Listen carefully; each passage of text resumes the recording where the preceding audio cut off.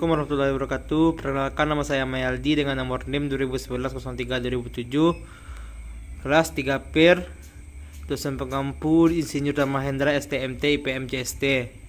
Baik, saya akan mempresentasikan materi tentang cost budget untuk proyek konstruksi.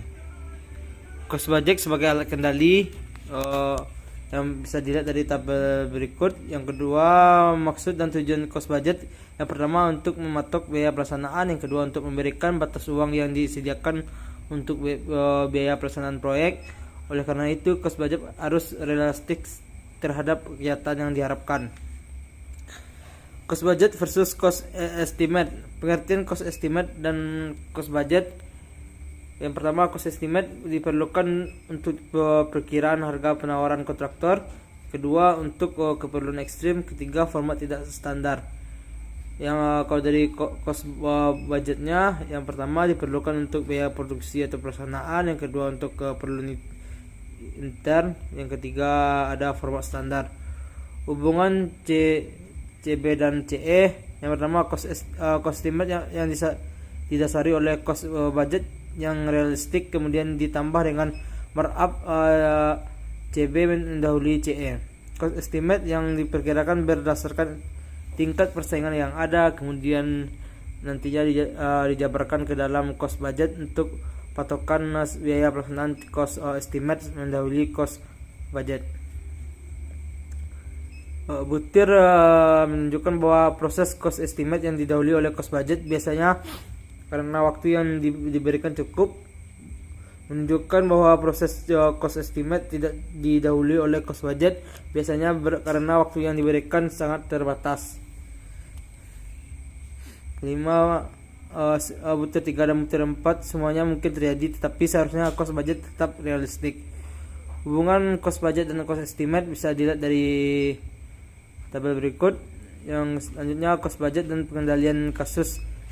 Diagram linear bisa dilihat dari slide yang nomor 8. Strategi pelaksanaan. Dalam pembuatan cost budget, anggaran biaya pelaksanaan proyek harus ditetapkan lebih dahulu strategi pelaksanaan. Dalam menetapkan strategi pelaksanaan, ada dua pertimbangan: debut or make this kind. Bila keputusan buy, maka akan dilakukan adalah merupakan main issue. Bila keputusannya make, maka yang dilakukan adalah merupakan recourse issue. The make or decision. The make or decision untuk diterapkan balik untuk barang yang memerlukan proses maupun jasa pelaksanaan. Contoh barangnya meliputi berbagai barang yang memerlukan proses akan diproses sendiri, akan beli sudah diproses, misal beton, aspal, hot mix, kosen, dan daun pintu atau jendela dan lain-lainnya. Contoh jasa pelaksanaan, pekerjaan dilaksanakan sendiri atau diserahkan kepada subkontraktor. Bagan strategi pelaksanaan bisa dilihat di slide nomor 11 ini. Strategi pelaksanaan ke depan. Strategi pelaksanaan proyek konstruksi mendatangi bagi main kontraktor adalah penggunaan jasa subkontraktor. Alasan penggunaan jasa subkontraktor adalah antara lain: yang pertama, target sales perusahaan yang terus meningkat, sementara itu sumber daya sendiri terbatas. Mulai berkembangnya jasa specialist di bidang jasa konstruksi. Unsur-unsur biaya langsung proyek. Dari kegiatan proses produksi proyek konstruksi, biaya langsung terdiri dari: yang pertama, ada biaya upah tenaga konstruksi. Yang kedua, biaya material konstruksi. Yang ketiga, biaya alat konstruksi, biaya subkon, dan biaya lainnya, persiapan overhead, lapangan, dan lainnya. Kode biaya untuk keperluan pedoman pembiayaan, maka unsur-unsur biaya tersebut perlu diberi kode. Yang pertama, proses pencatatan biaya dilakukan oleh bagian akuntansi setelah diberi kode oleh cost engineer. Informasi biaya dari akuntansi diperlukan oleh engineer dalam proses pengendalian.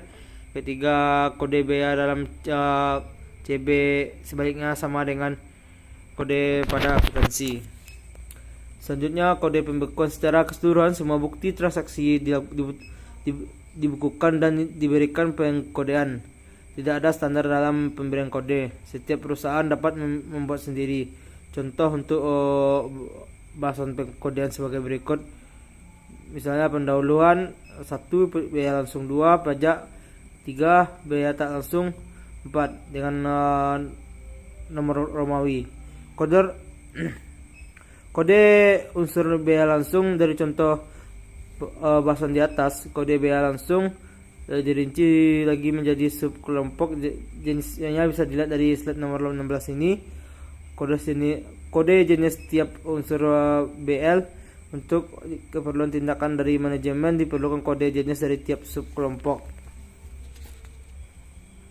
Bisa kita lihat dari slide nomor 17 dan 18, 19, 20. Ya, baik, lanjut kode pay item.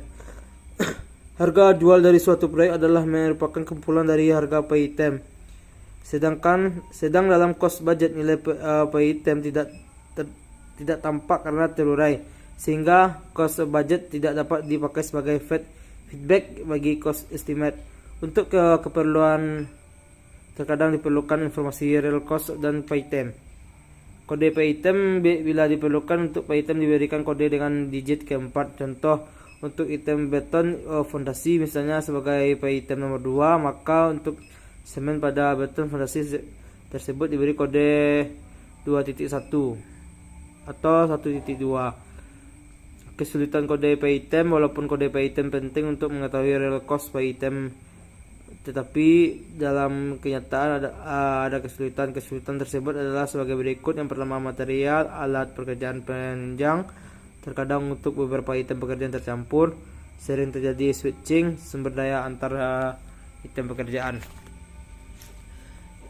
Penyerapan kode pay item. Bila penyerapan kode pay item dianggap penting, maka harus dilakukan hal-hal sebagai berikut.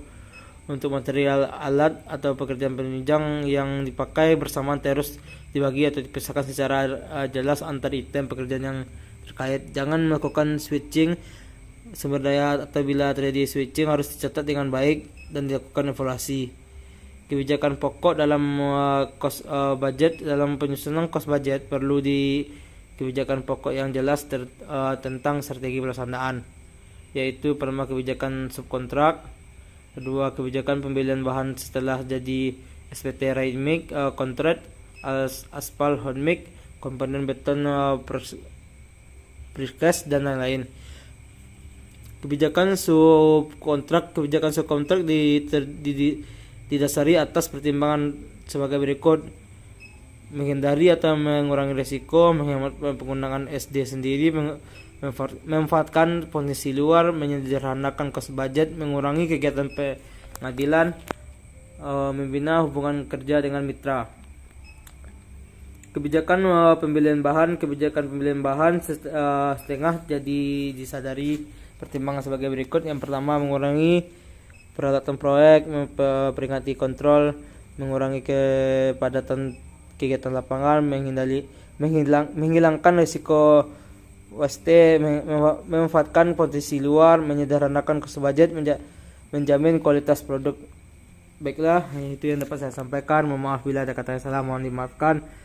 Wassalamualaikum warahmatullahi wabarakatuh.